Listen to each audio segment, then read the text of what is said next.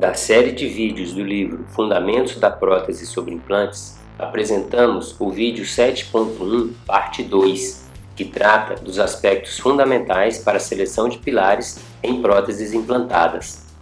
Na parte 1, os pilares dos mais variados sistemas foram classificados em 4 grupos, sobre 3 configurações, e ao estabelecer nos vários grupos quais fatores influenciavam na escolha dos pilares, desvendou-se os aspectos fundamentais para sua seleção. A primeira decisão é se a prótese será cimentada ou parafusada, já que esta escolha já descarta alguns grupos de pilares. Reversibilidade, previsibilidade de retenção e ausência de cimento subgengival falam a favor das próteses parafusadas. Procedimentos rotineiros, estética e a reprodução do contorno gengival falam a favor das próteses cimentadas. 4 manifestações explicam a complexidade do tema. Em algumas situações, a escolha pode ser uma preferência pessoal.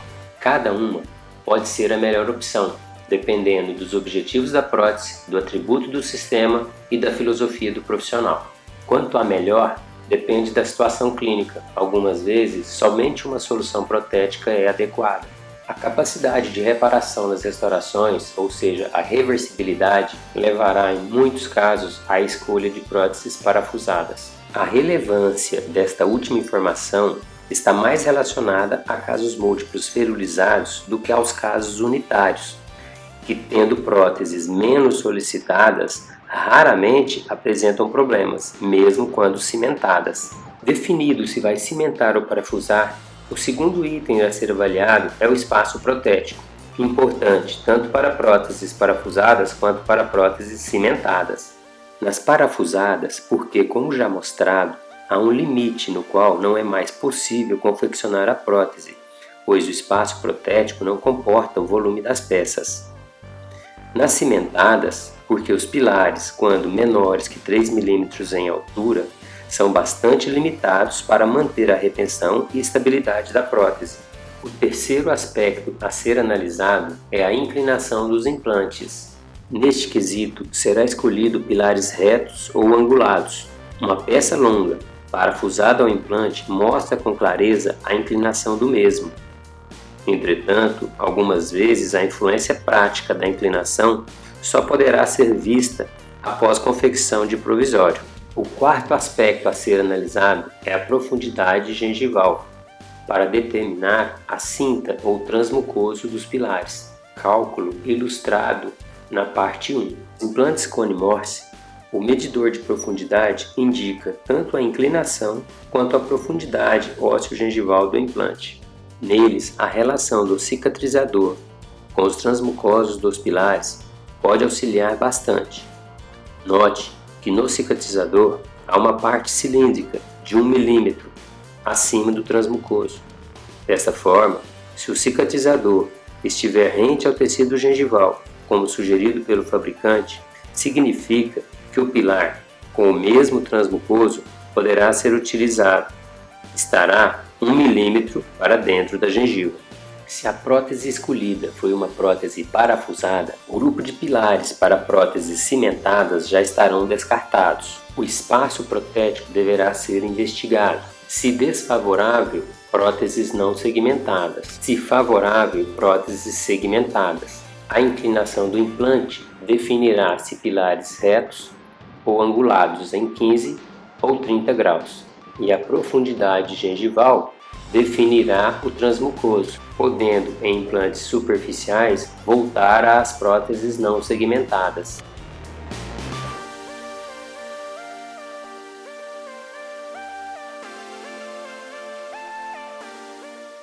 O método de escolha é ilustrado em modelos com implantes Cone-Morse estrategicamente instalados. A primeira área trata-se de uma área para próteses múltiplas ferulizadas. Sendo implantes Cone-Morse, ainda na cirurgia, vem a informação da profundidade óssea do implante. O medidor sugere um transmucoso de no mínimo 2,5 mm.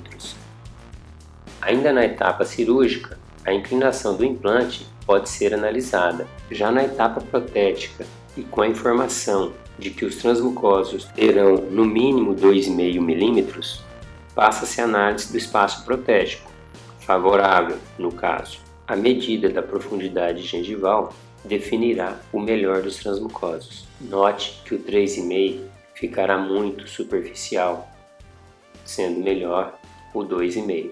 Para ilustrar, os dois pilares serão instalados, inicialmente o 3,5.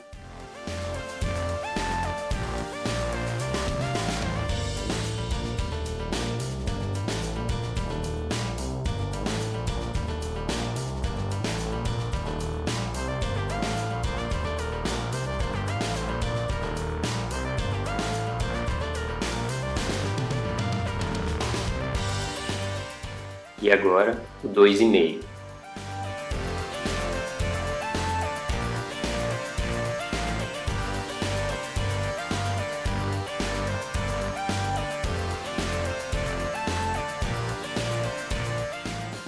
Preferível por manter um sulco um pouco mais profundo, mais estético, embora o 3,5 não esteja necessariamente errado. Já o implante ao lado tem inclinação que sugere um pilar angulado. O longo eixo dos dentes, marcado pelo outro medidor, mostra que o angulado de 17 graus resolverá o problema. E o medidor de profundidade sugere um transmucoso de no mínimo 2,5 milímetros. A margem gengival sugere transmucosos de 2,5 ou 3,5 milímetros. Importante ressaltar que para o mini pilar e para o munhão universal angulados, esta medida foi padronizada pela empresa para o lado contrário ao joelho ou cotovelo do pilar. Assim, como neste caso, justamente o joelho ficará para vestibular, a parte metálica tem aproximadamente 1 milímetro a mais do que o transmucoso escolhido.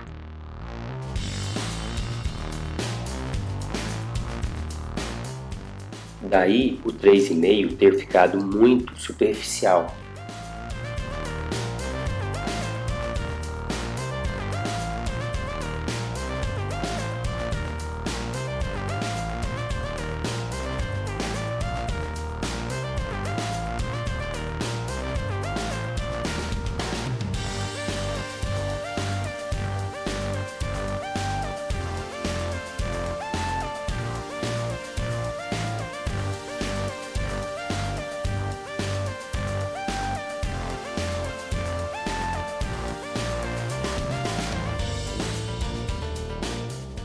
Desta forma, o mini pilar angulado de 2,5 milímetros é mais adequado para este caso.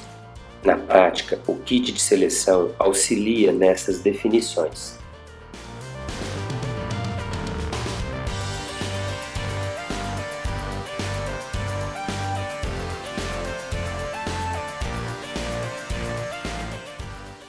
Ocorrerá situações que a margem óssea sugerirá um transmucoso de no mínimo 2,5 milímetros. Entretanto, a margem gengival em área estética precisará de 1,5 milímetro. Neste caso, o micropilar, por ser mais estreito, resolverá a questão, já que o mini pilar de 1,5 sequer poderá ser apertado contra o implante.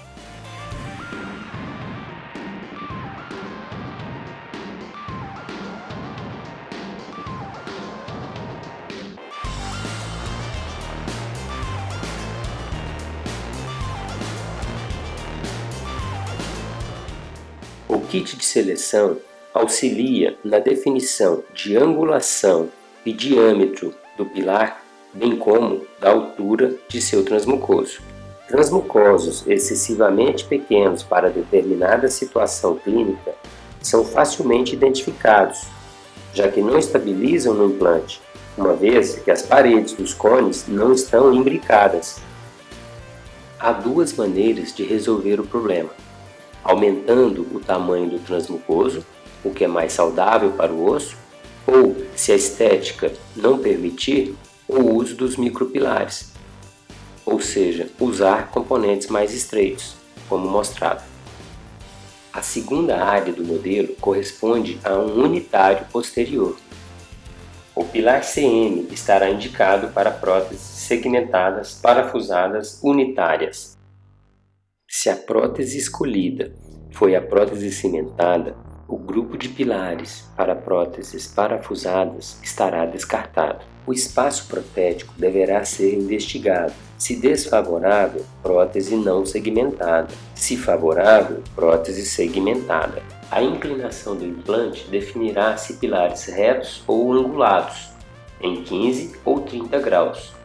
A profundidade ósseo-gengival do implante definirá, antes de tudo, se pilar pré-fabricado ou personalizável. Definirá também a altura do transmucoso. Pouca espessura gengival para implantes superficiais pode levar à escolha de pilares cerâmicos. Os demais serão em titânio.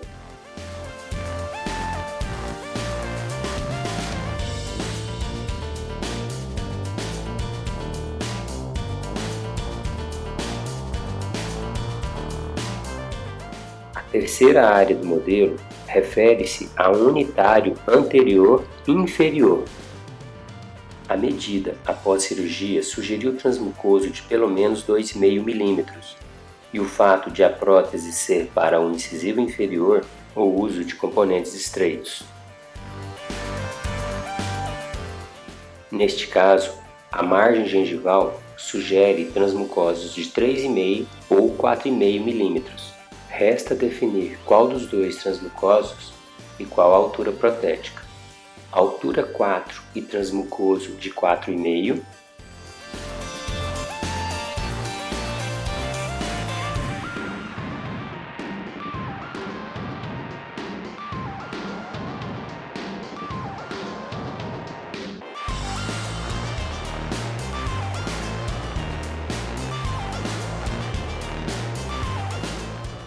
Altura 6 e transmucoso de 4,5.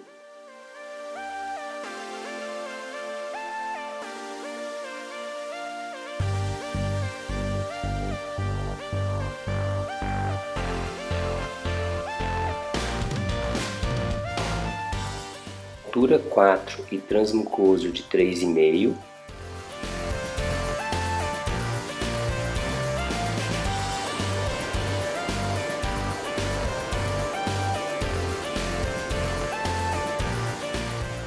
E altura 6 para o transmucoso de 3,5.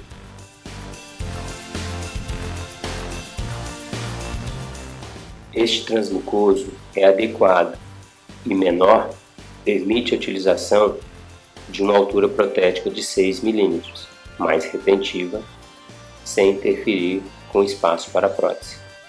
Daí ser esta a melhor opção.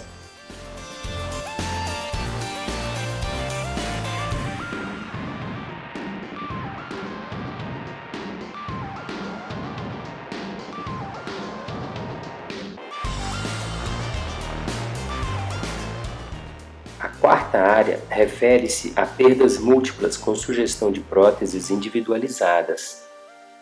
A margem óssea sugere um transmucoso de ao menos 1,5 mm. A margem gengival possibilita o uso de transmucoso de 1,5, 2,5 ou 3,5 mm.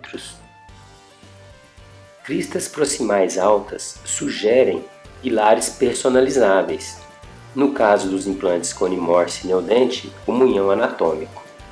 O transmucoso é escolhido por vestibular, inclusive para munhões anatômicos angulados, e deve ser selecionado o que menos necessitar personalização das proximais, neste caso, o de 2,5 mm, mantendo a regra do 1, inclusive nas proximais.